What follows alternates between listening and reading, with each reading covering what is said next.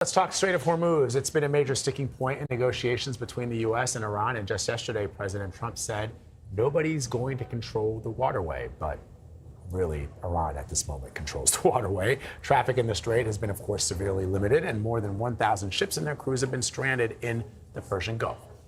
Professor Nick Vyas joins us now. He is the founding executive director of the USC Marshall Randall R. Kendrick Global Supply Chain Institute.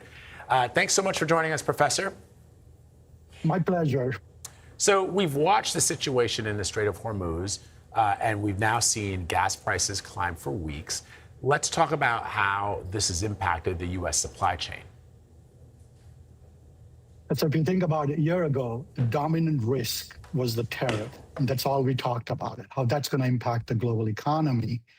Today, we're reflecting on the Strait of Hormuz, a 20-mile-long waterways driving the energy, freight, inflation, you just talked about it, and the growth, global growth, all at once. So I think what I call this span of economic time for us is a shadow of war. So I think that small stretch is really becoming a choke point for us. No, I would completely agree. I mean, so I cover the space, and something that the people always ask me are like, okay, so if the war ended tomorrow, how quickly is this all going to be fixed, right? Because, I mean, things don't just, boom, happen, restart overnight, whether we're talking about the Strait of Hormuz or oil fields that have been shut down or fertilizer that hasn't reached, farmers that are planting right now. So what would be your answer on that timing question? Well, the reopening, in my view, is not just a flip of switch. I mean, it's a start of a queue. I mean, you talked about thousands of ships. It's going to process. It's going to take weeks, if not months, before we start to see the harmonized flow, pre-war flow coming in and out of the Hormuz.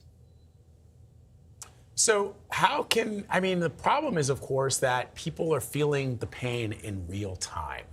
Consumers are feeling pain in real time. How are they to navigate this situation? I mean, you're essentially asking people are paying a lot more for the things that used to cost a few dollars less, and wages are not meeting the moment. You're absolutely right. So let's look at this from the U.S. perspective first. Right, we're energy independent, so only shock that we're seeing at the gas station, right? Our price of the gas at the pump. We're now seeing trickling down to the grocery stores, the food, primarily food. But think about this now. Let's zoom out for a second into the emerging and developing economy. There, 45% of their spend in the lower-income consumer, and we're talking about close to 2 billion people, 45% of their income is devoted to the food and energy. So they're feeling a lot bigger shock. So I think what we're seeing now, that this crisis, the Iran war, is now spreading much more in a spectrum in terms of the pain and what its impacts is across the world. So we're seeing domestically, the inflation number we just saw, the discretionary spending being concerns, and even consumer confidence being somewhat shaken up in our country. But the impact, even in greater degrees, is globally felt. Nick Vyas, really great analysis. We appreciate you. Thank you very much.